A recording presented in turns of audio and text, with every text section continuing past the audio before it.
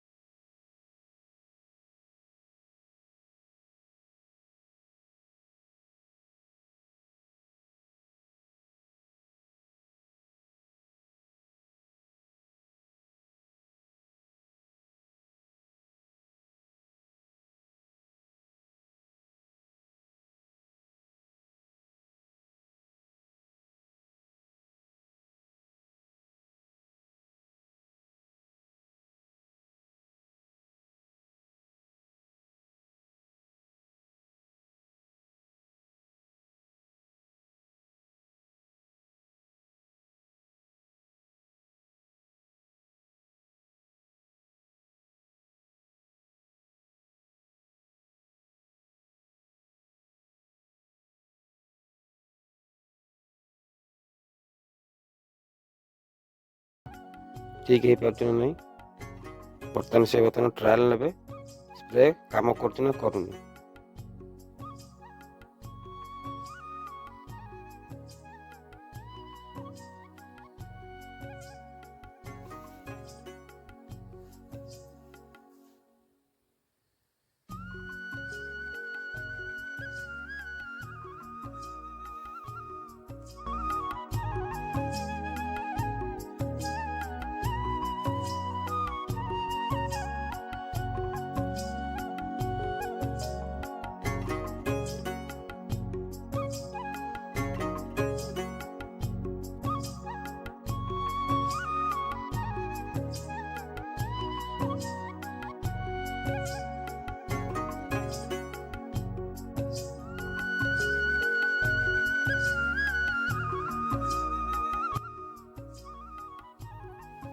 ନା, ରିପେୟାରିଂ କଲା ପରେ ବି ଦେଖନ୍ତୁ ପାର୍ଟସଟା ଖରାପ ହେଇଯାଇଛି, କାମ କରୁନି।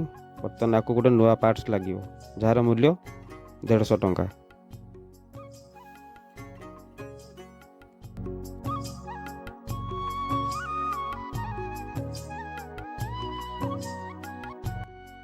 ଦେଖନ୍ତୁ ସେଠି ଥୁଆ ହେଇଛି, ସେଟା ଗୋଟେ ନୂଆ ସ୍ପେୟାର ପାର୍ଟସ।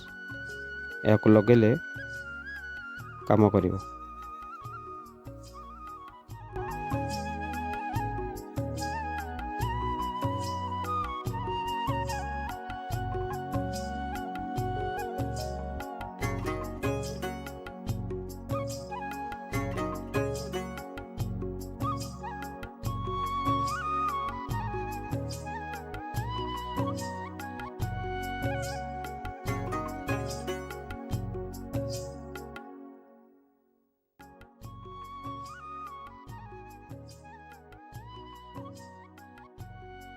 ଏବେ ସ୍ପ୍ରେୟାର ମେସିନ୍ଟି ସମ୍ପୂର୍ଣ୍ଣ ରୂପେ ଠିକ୍ଠାକ୍ ହୋଇସାରିଛି।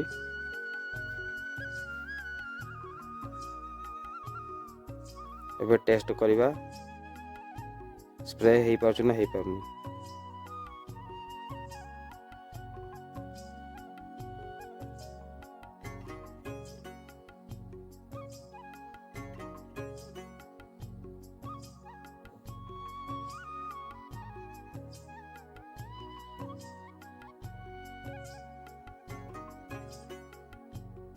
ଯାହା ହଉ ମେସିନ୍ଟି ଠିକ୍ ହେଇଗଲା। ତ ଭିଡ଼ିଓଟି ଏତିକିରେ ଶେଷ ହେଲା। ଧନ୍ୟବାଦ। ଜୟ ଜଗନ୍ନାଥ।